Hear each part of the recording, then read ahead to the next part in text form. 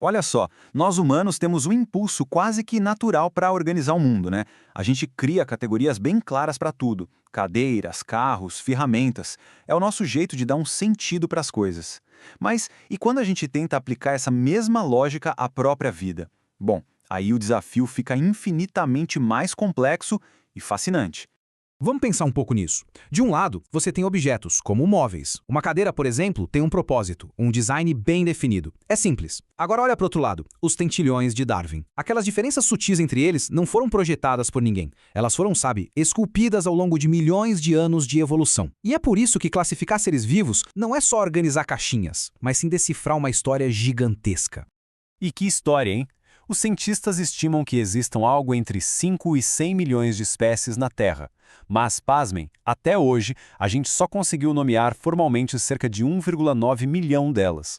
Isso dá uma noção da verdadeira escala desse quebra-cabeça que a gente está só começando a montar. E nesta nossa análise, é exatamente isso que vamos explorar. A gente vai começar com o desafio de definir o que é uma espécie. Depois, vamos dar uma olhada nos três principais conceitos que os cientistas usam, entender como novas espécies surgem, ver uns exemplos incríveis da natureza e, por fim, entender quais são as barreiras que mantêm essas espécies distintas. Então, a grande pergunta é essa. Na biologia, a gente considera a espécie como a menor unidade evolutiva independente. Pensa nela como um palco isolado, onde a mutação, a seleção natural e a deriva genética, que são aquelas mudanças aleatórias nos genes, acontecem de forma separada de outros grupos. O grande desafio, na prática, é definir exatamente onde começam e terminam os limites dessa unidade. Para encarar esse desafio, os biólogos não usam uma regra só, não. Eles usam o que a gente pode chamar de diferentes lentes ou conceitos.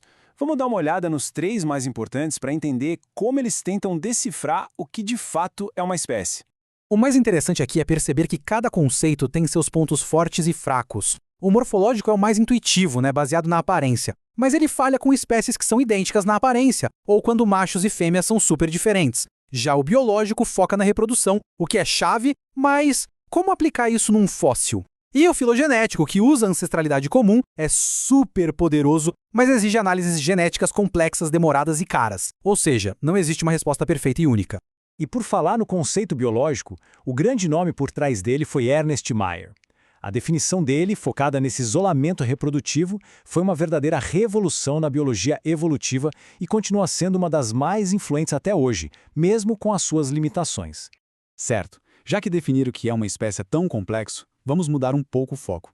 Em vez de perguntar o que é, que tal perguntar como acontece? Como é que a vida gera novas espécies? Esse é o processo dinâmico que a gente chama de especiação. Essa é talvez a pergunta de $1 milhão na biologia evolutiva. Como é que uma única linhagem se divide e dá origem a duas novas, completamente distintas e separadas? E aqui está o segredo. Tudo começa quando a conversa para. A conversa genética, claro. Quando um grupo de organismos para de trocar genes com o resto da sua espécie, o fluxo gênico simplesmente cessa. Sem essa mistura, a população que ficou isolada fica livre para seguir seu próprio caminho evolutivo, acumulando suas próprias mudanças ao longo do tempo. E esse caminho pode seguir dois padrões. A anagênese é quando uma espécie inteira se transforma aos pouquinhos em outra, mas é a cladogênese que realmente aumenta a diversidade da vida. É a ramificação, a divisão de uma linhagem ancestral em duas ou mais descendentes. É daí que vem a explosão de formas de vida. A maneira mais comum de interromper o fluxo de genes é pelo isolamento geográfico. E isso pode acontecer de duas formas principais. Por dispersão, que é quando alguns indivíduos meio que por acaso colonizam um lugar distante, tipo uma ilha, ou por vicariância, que é quando uma barreira física, como uma cadeia de montanhas ou um rio, surge no meio e divide uma população que antes era uma só. Ok, todos esses conceitos podem parecer um pouco abstratos, então vamos torná-los bem concretos. A natureza está cheia de exemplos espetaculares de especiação acontecendo, às vezes bem debaixo do nosso nariz. Vamos ver alguns casos bem legais. Esse aqui é um exemplo clássico de vicariância. Há milhões de anos, o istmo do Panamá se ergueu do mar, separando o Oceano Atlântico do Pacífico. Populações inteiras de camarão-pistola foram divididas por essa nova barreira de terra. Isoladas, elas evoluíram de forma tão diferente que hoje são espécies distintas e incapazes de se reproduzir entre si. E sem precisar ir muito longe, aqui no Brasil, temos um caso fascinante. As jararacas que vivem nas ilhas da Queimada Grande e de Alcatrazes ficaram isoladas de suas primas do continente. Com presas diferentes disponíveis nas ilhas, tipo aves e centopeias, a seleção natural foi moldando essas populações de um jeito único, resultando em espécies novas. Agora se segura porque este caso aqui desafia a regra do isolamento geográfico. A mosca da maçã está se dividindo em duas linhagens no mesmo lugar. Uma parte dela prefere acasalar e botar ovos em espinheiros, que são nativos, e a outra parte prefere as macieiras, que foram introduzidas pelos europeus. Essa simples preferência está criando uma barreira reprodutiva sem nenhuma montanha ou rio no meio. É a chamada especiação simpática em ação.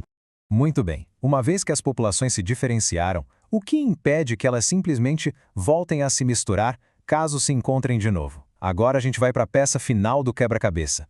Os mecanismos que trancam essas diferenças e mantêm as novas espécies separadas de vez. Existem basicamente dois tipos de barreiras. As pré-zigóticas agem antes da fertilização, impedindo que o acasalamento aconteça. Podem ser espécies que se reproduzem em épocas diferentes do ano, que têm rituais de acasalamento que não batem, ou cujos órgãos reprodutivos simplesmente não se encaixam. Se tudo isso falhar, aí entram em cena as barreiras pós-zigóticas, que agem depois da fecundação. O resultado são híbridos que não sobrevivem ou que, como as mulas, nascem estéreis. E olha que exemplo brilhante de barreira pré-zigótica. Essas 3 espécies de abelhas vivem na mesmíssima área, mas os machos de cada uma delas saem para procurar as fêmeas em horários diferentes do dia.